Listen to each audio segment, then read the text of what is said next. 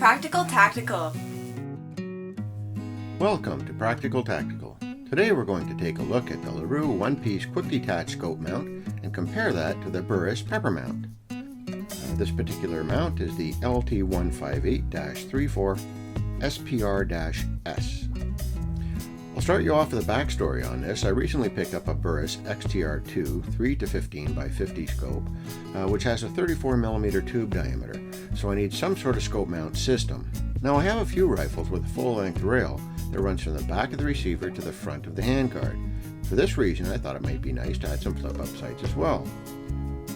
Now, flip-up sights won't be much use if I use a bolt-on scope mount, because I'll need tools to remove the scope to use the sights, which renders the sights useless in practical terms. So I thought some sort of quick detachable scope base would be the way to go.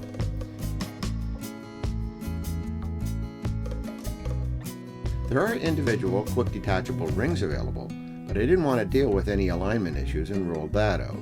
I do have a Burris PEPR mount that I use on my Ruger 1022, and I have no complaints about it, and I considered buying another one in 34mm for this new Burris scope, but I thought maybe I could do a little better if I used one of the more premium products, and that search led me to Larue Tactical. Larue is highly recommended on the forums and on the YouTube channels I checked out, so I bought one.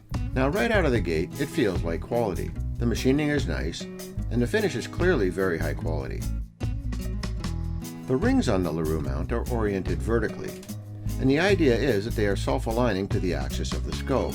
The Burris PEPR mount combines the base with the lower rings. In this configuration, I feel the alignment is already assured. Mounting a scope to the Burris PEPR is straightforward, as you place the scope into the mount and add the rings to tighten the screws. Assembly of the Larue mount is not quite so simple. It is a bit of a trick to do without an extra hand. Now once I got the scope mounted into the Larue mount, things got interesting. The first thing I noticed is that a tool is required to adjust the tension of the mount to the dimensions of your scope rail.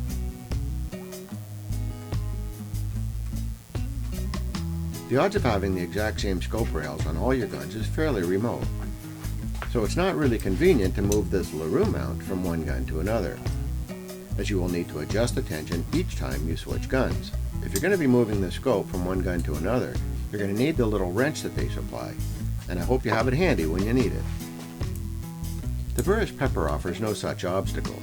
The tension is adjustable without any tools, so moving the scope from one gun to another can be done in the field.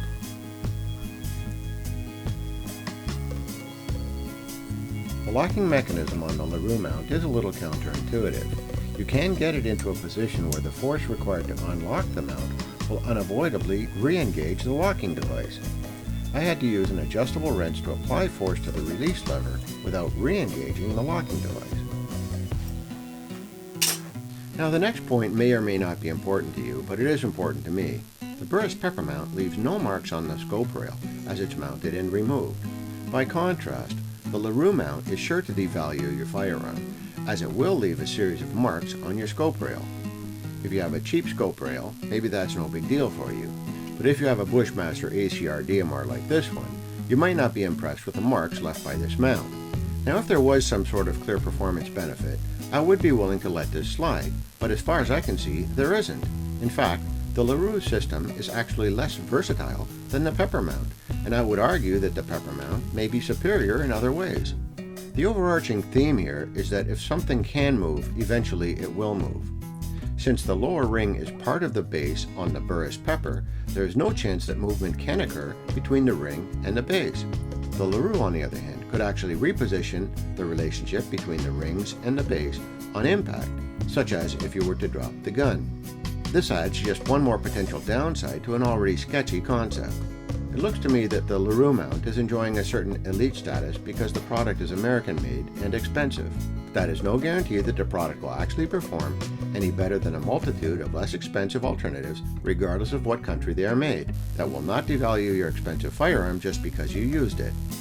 So to bring this to conclusion, I think you're better off with the Burris PEPR mount, and I've seen no reason to believe there's any advantage whatsoever that would justify spending your hard-earned dollars on this Larue mount.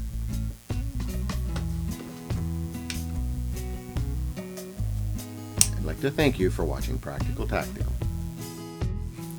Don't forget to subscribe.